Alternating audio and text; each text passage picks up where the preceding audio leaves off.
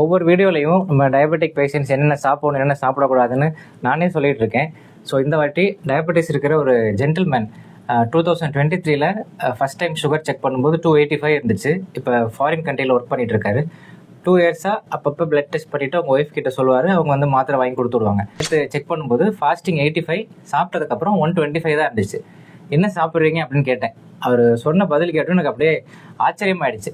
சரி, நாளைக்கு ஃப்ரீயாக இருக்கும்போது நான் ஃபோன் பண்ணுறேன், நீங்கள் கொஞ்சம் வந்து உங்களோட டிப்ஸ் எல்லாம் சொன்னீங்கன்னா மக்கள் எல்லாருக்கும் யூஸ்ஃபுல்லாக இருக்குன்னு சொல்லியிருந்தேன். அது கேட்டு அவர் வந்திருக்காரு. தேங்க்யூ ஸோ மச் வந்ததுக்கு. ஸோ உங்களை இன்ட்ரடியூஸ் பண்ணிக்கங்க. என் பேர் தாமஸ் ஜெரோன். நான் குவைத்தில் ஒர்க் பண்ணிகிட்ருக்கேன். இங்கே மன்னார்குடி தான். சார்கிட்ட ஒரு 2 இயர்ஸாக நான் ட்ரீட்மெண்ட் எடுத்துகிட்ருக்கேன்.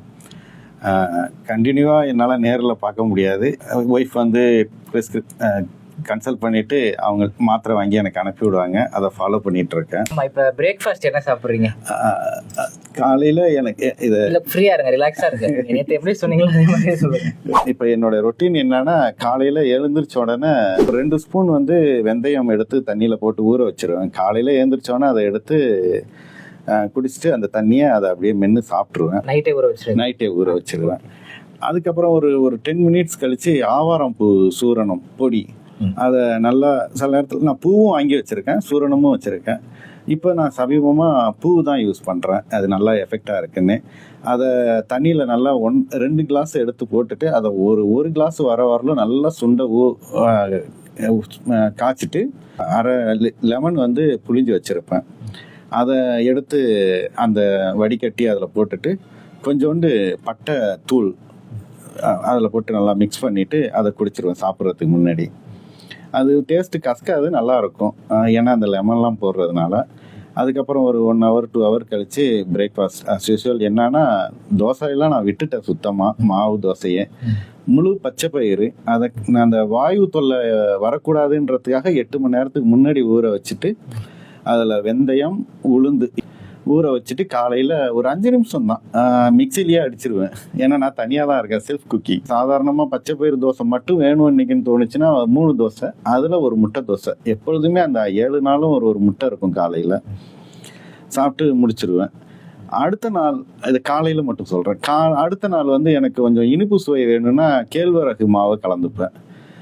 அது அளவுன்னு ஒன்றும் இல்லை, என் மனசுக்கு என்ன தோடுதோ அந்த அளவை கலந்து பச்சை பயிருக்கு மாவுலேயே. அது நம்ம ஒரு நாள் அரைச்சோம்னா 3 நாள் கூட யூஸ் பண்ணிக்கலாம் ஃப்ரிட்ஜில் வச்சு. கண்டினியூவாக அரைக்கணும்னு அவசியம் இல்லை. அதை மிக்ஸ் பண்ணிவிட்டு தோசை ஊற்றி 3 தோசை முட்டை தோசை அதோட சேர்த்து சாப்பிட்ருவேன். அடுத்த நாள் எனக்கு ஒரு சுவையான தோசை வேணும்னு ஆசைப்பட்டேன்னா குதிரைவாளி மாவு இருக்குது, அதை நான் மிக்ஸ் பண்ணி நல்லா கலந்து முட்டை தோசை அதே மாதிரி 3 தோசை சாப்பிட்டுப்பேன். இன்னொரு நாள் எனக்கு கொஞ்சம் டேஸ்ட் வேறு மாதிரி இருக்கணும் அப்படின்னா கம்பு மாவு இருக்குது, கம்பு மாவை வந்து கலந்து அதை நான் அன்னைக்கு அடுத்த நாள். 5வது நாள் சமை அந்த மாவை கலந்து இப்படி ரொட்டீனாக குதிரைவாளி ஒரு நாள். நம்ம தோசை சாதாரண தோசை மாதிரி வேணும்னா குதிரைவாளி மாவோட தோசை கலந்து அன்னைக்கு ஊற்றிப்பேன். இதேமாரி ஒரு 5 நாள் இதே தான். இதே மாவு நான் கலந்து வச்சதை நைட்டு யூஸ் பண்ணிப்பேன். அப்புறம் சார் சொன்ன டேப்லெட் அதை சாப்பிட்டுட்டு அப்படியே விட்டுருவேன். ஒரு 11-12 மணி இருக்கும். மார்னிங் ஷிஃப்டாக இருந்ததுன்னா எனக்கு 12 மணிக்கு கொஞ்சம் பசிக்கிற மாதிரி இருக்கும், நார்மலாகவே ஒர்க் இருக்கிறதுனால.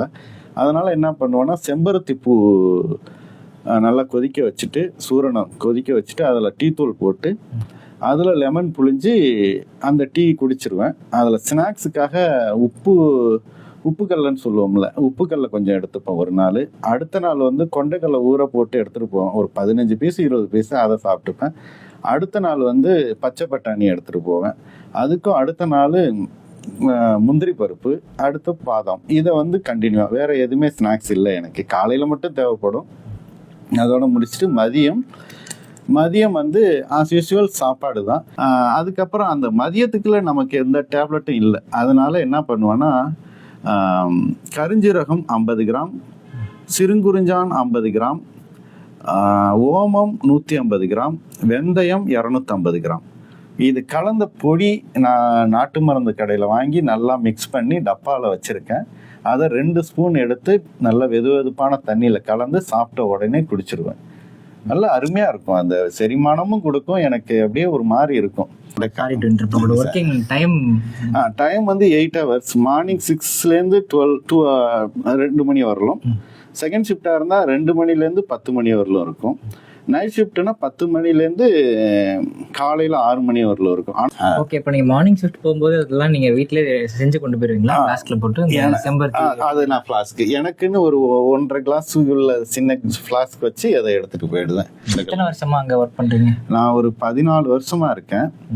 எனக்கு தெரிஞ்சது ஒரு 3-4 வருஷத்துக்கு 2 வருஷத்துக்கு 3 வருஷத்துக்கு முன்னாடி தான் தெரியும். இதுக்கு முன்னாடி எனக்கு தெரியல. தெரிஞ்சிருந்தா நான் இன்னும் நல்லாவே என் உடம்ப விட்டுருக்கேன். இல்ல இது உடல ஒன்றும் உடல, இதுவே பெர்ஃபெக்ட் தான். இவ்வளவு ஒரு செல்ஃப் டிசிப்ளின் தான், செல்ஃப் கான்சியஸா நீங்க சொல்றதா எனக்கு அப்படியே ஆச்சரியம் ஆயிடுச்சு எனக்கு. அதனாலதான் இது எல்லாருக்கும் ஷேர் பண்ணணும். எனக்கு என்னன்னா உடம்புல வந்து ஃபர்ஸ்ட் எனக்கு சிம்டம்ஸ் இருந்ததே மூட்டு வலி இருந்தது. அது சாதாரண வலி போல நம்ம குடும்பத்துக்கே உள்ள வலின்னு நினைச்சேன். அதுக்கப்புறம் இதுலேருந்து இது வரலும் ஒரு குடைச்சல் இருந்தது.